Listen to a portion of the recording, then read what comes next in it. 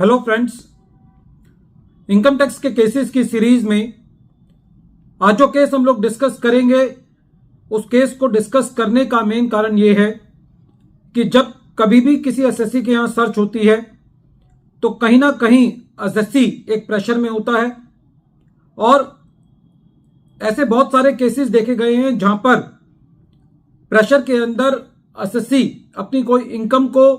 Surrender कर देता है जो कि किसी भी इंक्रिमिनेटिंग मटेरियल के द्वारा सब्सटेंशिएट नहीं होती और डिपार्टमेंट खाली स्टेटमेंट के बेसिस पर एसएससी से कुछ ना कुछ सरेंडर कराना चाहता है और डिपार्टमेंट ये कोशिश नहीं करता कि ड्यूरिंग द सर्च ऐसे एविडेंसेस इकट्ठे किए जाएं जो कि एसएससी की अनडिस्क्लोज्ड इनकम को सब्सटेंशिएट करते हों। ऐसी परिस्थिति के अंदर क्या खाली एसएससी की स्टेटमेंट के बेसिस पर एसएससी का एडिशन किया जा सकता है, जहां पे एसएससी ये एडमिट करता है स्टेटमेंट में कि इतनी अनडिस्क्लोज्ड इनकम है और वो अनडिस्क्लोज्ड इनकम एविडेंसेस से सपोर्ट नहीं होती, तो कोर्ट के जो डिसीजंस हैं उनका जो निष्कर्ष है वो ये है कि यदि एसएससी उस स्टेटमेंट से रिट्रैक्ट नहीं भी करता तो ऐसी परिस्थिति के अंदर एविडेंसेस के अभाव में एसएससी का एडिशन जो है वो नहीं किया जाना चाहिए। यह केस भी इस चीज का एक परफेक्ट एग्जांपल है। केस का नाम है deputy commissioner of income tax versus capital power systems limited. यह case 108 ITR tribunal short notes 4 पर रिपोर्ट हुआ। मैटर दिल्ली आईटीआईटी की बी बेंच ने डिसाइड किया और इस केस का जजमेंट 6 नवंबर 2023 को आया। केस के फैक्ट्स इस तरीके से हैं, किसी ग्रुप के यहां सर्च हुई, एक कंपनी के 2 डायरेक्टर थे पी और एम। पी ने सर्च के दौरान यह स्टेटमेंट दी कि अनडिस्क्लोज्ड इन्वेस्टमेंट्स की गई हैं टोटल 7 करोड़ रुपए की, जिसमें से 3.55 करोड़ पी डायरेक्टर को बिलोंग करती हैं और 3.45 करोड़ जो है वो एम डायरेक्टर को बिलोंग करती हैं। During the assessment proceedings assessing officer ने इस स्टेटमेंट के बेसिस पर पी का 3.55 करोड़ का सब्सटेंटेटिव एडिशन कर दिया और 3.45 करोड़ का प्रोटेक्टिव असेसमेंट कर दिया और जो एम डायरेक्टर था उसके केस में 3.45 करोड़ का सब्सटेंटेटिव एडिशन कर दिया। कहने का मतलब यह है कि जो पी ने यह स्टेटमेंट दिया कि 3.55 करोड़ पी से बिलोंग करता है उसका तो सब्सटेंटेटिव एडिशन पी में किया और जो 3.45 करोड़ एम से बिलोंग करता है उसका 3.45 करोड़ सब्सटेंटेटिव एडिशन एम में किया। लेकिन साथ के साथ असेसिंग ऑफिसर ने सेफर साइड 3.45 करोड़ का प्रोटेक्टिव असेसमेंट जो कि एम को बिलोंग करता था उसका एडिशन भी पी में प्रोटेक्टिव बेसिस पर कर दिया। जब यह मैटर सीआईटी अपील के पास था तो सीआईटी अपील ने पाया कि डिपार्टमेंट के पास कोई इंक्रिमिनेटिंग मटेरियल नहीं है, खाली स्टेटमेंट पी डायरेक्टर की ली गई है और ऐसी परिस्थिति में सीआईटी अपील ने जो पी की एडिशंस थी उसको खाली 27.58 लाख तक रिस्ट्रिक्ट किया और एम के एडिशंस को डिलीट कर दिया। डिपार्टमेंट ये मैटर आईटीआईटी लेकर के गया। आईटीआईटी का ये कहना था कि जो स्टेटमेंट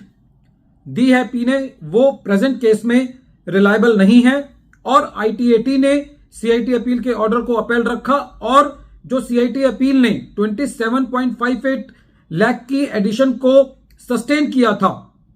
3.55 करोड़ से 27.58 लाख किया था, उसको भी घटा करके 7.9 लाख कर दिया। जब ये दोनों अपील पी और एम की हाईकोर्ट में गई तो हाईकोर्ट ने भी डिपार्टमेंट की अपील्स को खारिज कर दिया, यह कहते हुए कि इसके अंदर कोई सब्सटेंशियल क्वेश्चन ऑफ लॉ नहीं है। बाद में डिपार्टमेंट को यह महसूस हुआ कि आईटीआईटी के ऑर्डर की वजह से डिपार्टमेंट ना तो पी में एडिशन कर पाया और ना ही एम के अंदर कर पाया, इसीलिए असेसिंग ऑफिसर ने सेक्शन 150 का सहारा लेते हुए, जो कि provision for cases where assessment is in pursuance of an order on appeal के बारे में बात करता है, सेक्शन 150 का सहारा लेते हुए कंपनी का केस सेक्शन 148 के अंदर रीओपन कर दिया, यह कहते हुए कि क्योंकि यह इनकम पी और एम के हाथ में टैक्सेबल नहीं है, इसलिए ये इनकम कंपनी के हाथ में टैक्सेबल होनी चाहिए। और जो 7 का 7 करोड़ रुपए का एडिशन था वो कंपनी के नाम में कर दिया। जब एसएससी इस इशू को लेकर के सीआईटी अपील के पास गया तो सीआईटी अपील ने 7 करोड़ के एडिशन को डिलीट कर दिया। डिपार्टमेंट आईटीआईटी गया और आईटीआईटी ने यह कहा कि जब स्टेटमेंट रिकॉर्ड की गई और असेसिंग ऑफिसर ने पी और एम की एडिशन करी तो इसका मतलब यह था कि असेसिंग ऑफिसर को यह क्लियर था कि या तो यह इनकम पी से बिलोंग करती है या एम से बिलोंग करती है। यदि बाद में जाकर के वो एडिशन टूट जाती है और आईटीआईटी ने अपने ऑर्डर के अंदर कोई ऐसी डायरेक्शन नहीं दी है कि आप इस इनकम को कंपनी के हाथ में एसेस करें, तो बिना इस डायरेक्शन के डिपार्टमेंट सेक्शन 158 का सहारा लेकर के कंपनी का सेक्शन 148 में नोटिस भेज करके सेक्शन 147 में असेसमेंट नहीं कर सकता, क्योंकि कहीं पे भी स्टेटमेंट में यह नहीं था कि यह इनकम कंपनी को बिलोंग करती है। आईटीआईटी ने डायरेक्टर पी और एम की एडिशंस को डिलीट किया था, ना कि यह कहा था कि आप ये इनकम कंपनी के हाथ में टैक्स कर दीजिए। फ्रेंड्स, डिपार्टमेंट का यह ध्येय रहता है कि कहीं ना कहीं उस इनकम के ऊपर टैक्स लगाना है। जब डिपार्टमेंट के पास कोई एविडेंस नहीं है, कोई इंक्रिमिनेटिंग मटेरियल नहीं है, तो ऐसी परिस्थिति के अंदर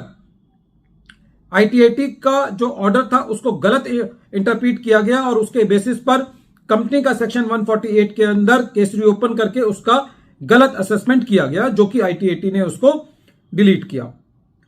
वीडियो के अंत में एक बार फिर मैं केस का नाम रिपीट कर रहा हूं। केस का नाम है